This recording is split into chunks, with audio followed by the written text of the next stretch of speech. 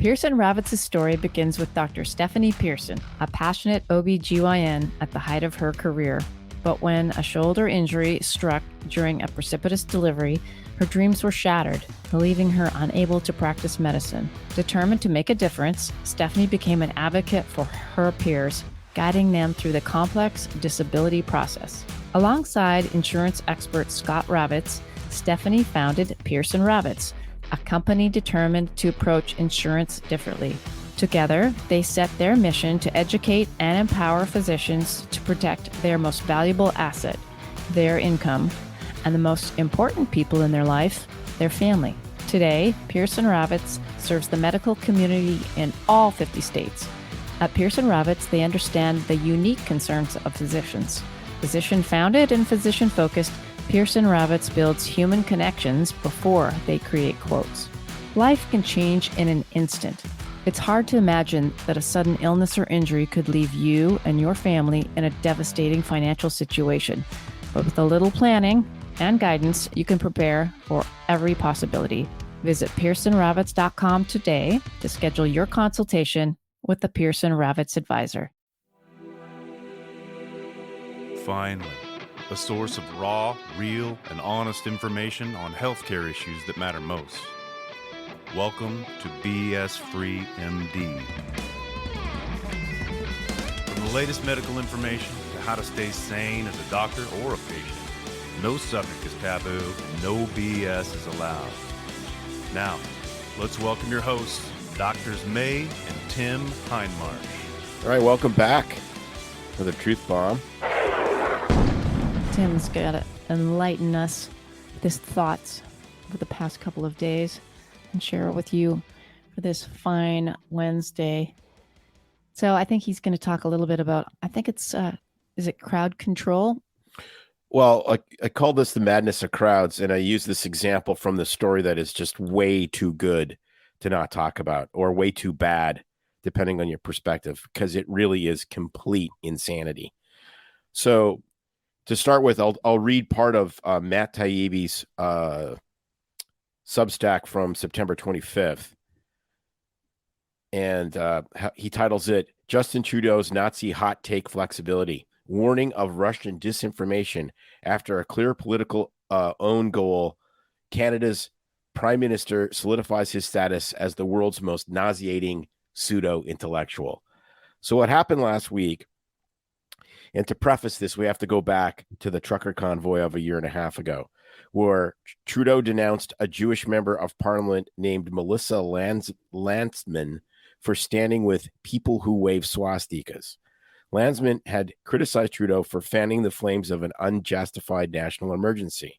In response to the Freedom Convoy trucker protests, the swastikas Trudeau referenced were, as Snopes conceded, virtually all pictured on signs as a way of mocking and protesting government restrictions. So in other words, what Taibbi's talking about is there was a bunch of people that were protesting the government, and they put swastikas on their signs because they're basically calling the Canadian government Nazis for trying to shut down the protest. Meanwhile, Trudeau basically called them Nazis. You know, I don't associate with people that associate with those kind of people that speak moistly, or whatever kind of stupid shit he was saying. So we have two sides calling each other Nazis. The N-word. Right. But then what happened this last week is amazing. This week, both Trudeau and House of Commons Speaker Anthony Rota are under fire after Rota invited and Trudeau applauded. Actually, Trudeau didn't just applaud. They had Zelensky from Ukraine there to speak to the House of Commons. So they brought this guy in, 98-year-old former soldier from the 14th Waffen-SS Grenadier Division named Yaroslav Hunka, to attend an address by Ukrainian President Vladimir Zelensky. Rota praised, so Rota's the Speaker of the House in the Canadian Parliament, praised Hunka as a Canadian hero from his time fighting the Soviets in World War II. Whoopsie. The Soviets were on our side in World War II. If he was fighting the Soviets in World War II, he was fighting with the Nazis because he was a Nazi a Ukrainian Nazi fighting with the Germans in the Waffen SS.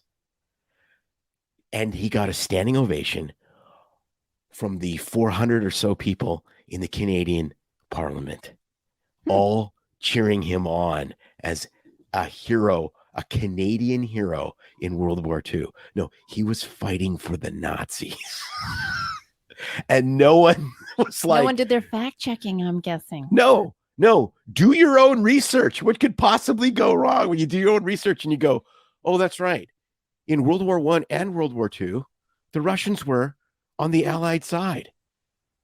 How, in the name of common sense and people running the country and in politics, do they not know that? I don't know. But it speaks to me... Moistly, a little bit of the whole kind of madness of crowds, because you sit there and if everyone is standing up and cheering, and I was, a backbencher parliamentarian from, who knows where, from, let's pick an obscure place in Canada that people wouldn't know. Coronach. Yeah. Coronach, Saskatchewan, and where my father was born. Anyways. And what you would just said Climax, Saskatchewan. Climax. But, I yes. wanted to keep it. Yes, there is a town in Saskatchewan called Climax, believe it or not. And don't Google it. I'm being restrained. But at any rate, like you just, the guy next to you stands up and claps. You stand up and clap. Everyone stands up and clap. They're cheering. Zelensky is like pumping his fist. He's so happy because they're cheering on a Ukrainian who fought the Russians. And you sit there and you go, they're cheering for a Nazi. like it's just like the madness of crowds. And you look back over the last 3 years and you think of the insane, like people just went along with stuff because people were just going along with stuff. And it's like, you can't do your own research because you don't know anything about randomized controlled trials, whatever. No, you can do your own research and you can figure a lot of things out in life by actually asking some questions and scratching your head and going, this doesn't really make sense.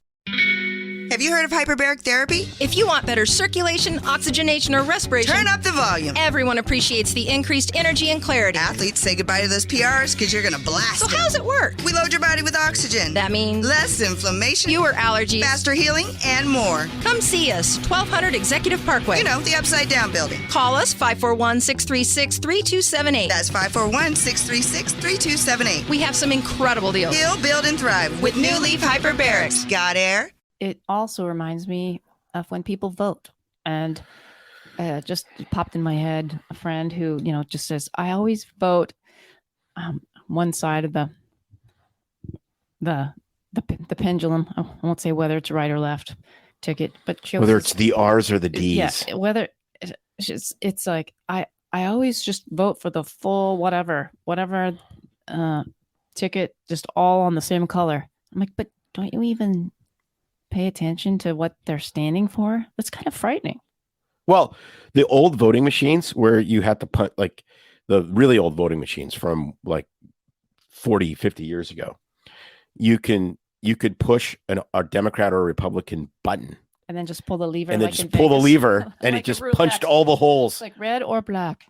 Seriously. And it just punched all the holes. Well, that's for that side. That's how some people vote. They don't that's how read. most people vote. They don't pay attention to the issues. They don't know what these people are, what they stand for.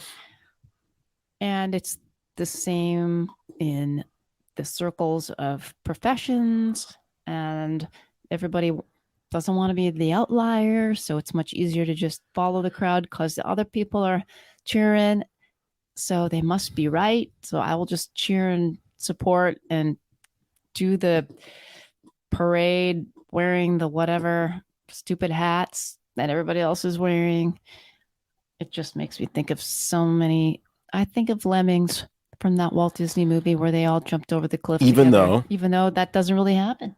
No, Walt Disney literally herded the lemmings over. I wonder if when they herded the lemmings off the cliff, if they had the little white Mickey Mouse gloves on as they pushed them towards the white Mickey Mouse boot. Their you get the boot ultimate over the cliff. Demise. I mean, I remember watching Do people that. Even know what we're talking about? I remember watching. Wait, we have to wait. You need to describe what we're talking about. So there. Okay. So there used to be a show called The Wonderful World of Disney, and it was on Sunday nights. And they would sometimes have cartoons, like the old, they'd take Fantasia and chop it up in a bunch of pieces, and they'd show an hour of it, and then they'd show the other hour next week. Excuse me, I'm recovering from a cold or COVID or both. Or all, yeah. All of the above. At any rate, they would have these live action movies that were sort of documentaries, and they'd show, kind of like nature videos or whatever. Well, not videos, but movies. And they had this one about in the Arctic about the lemmings, and they'd show the lemmings in their little lemming hole, and the lemmings were doing it. And then they go, and then the lemming population reaches a certain level and they run off of a cliff. And they had all of these cameras, like guys hanging off the cliff or whatever. And there was just a stream of these little rodents just like piling off of this cliff to certain death into the ocean. And, of course, because it's Sunday evening family entertainment, right? It's like that in the movie The Lion King, where the lions chase all the oxen or whatever off the cliff so that they can hunt them and kill them. Well, it's like what the Native Americans would do hunting buffalo, where they would literally run. They'd have what's called a buffalo jump, and they'd herd the buffalo to cliffs, and they drive them off cliffs. So back to the lemmings. Do they all go en masse? So over a cliff? This is burned into my 8-year-old skull watching this, and these little rodents just like following each other to the abyss, even though Walt had his workers. Mickey kicked them in the lemming butt. Yeah. Mm-hmm. And herding them to the turnstiles, as it were, at Disneyland. But that actually never really happened. But this became this sort of urban legend where, lemmings running off of a cliff. And that's the thing, is that it's super easy for all of us to get into that. Like, you don't want to be the outlier. Is that where my mom got that saying? If someone jumped off of a cliff, would you too? I don't know. I think that's just what parents born in the 20s and 30s said to everybody. But you're right. People don't want to be outliers. If everybody's doing it and they're kind of in your camp, it's like, oh, I guess I'll just. But sometimes it's better to take a deep breath, do a little research, and calm down, and you won't find yourself embarrassed cheering for Nazis. Right. We're plunging to your death like a lemming. Like a lemming. Without a little parachute on. It's a good point. And so thinking of, the fall coming up, is it election season around the corner here? Somewhere it is. It's always held. It's the United States. It's an election all 100% of the time. Whatever camp, tribe, group you're in and follow, just don't become a lemming and follow the masses. Really do some thinking, or you may end up like a lemming or cheering for Nazis. Yeah. I think that's it for today. Great truth bomb. Bombs away. Now a final word from our sponsor. At Pearson Ravitz, they understand that life can change in an instant. It's hard to imagine that a sudden illness, injury, or catastrophic event could put you and your family in a devastating financial situation. Physician-founded and physician-focused, Pearson Ravitz builds human connections before they create quotes. Visit www.pearsonravitz.com today and embark on a journey of safeguarding your future. It's no secret that medicine is a bit, uptight. That's why Tim and I created BS Free MD, to mix things up a little and have fun in the process. Besides, we are having these exact same discussions all the time, so we thought we might as well invite everyone to the party. If you really like us, you can get plenty more and maybe see one of Tim's cool tattoos on our Instagram or Facebook pages at BS Free MD. See you next time.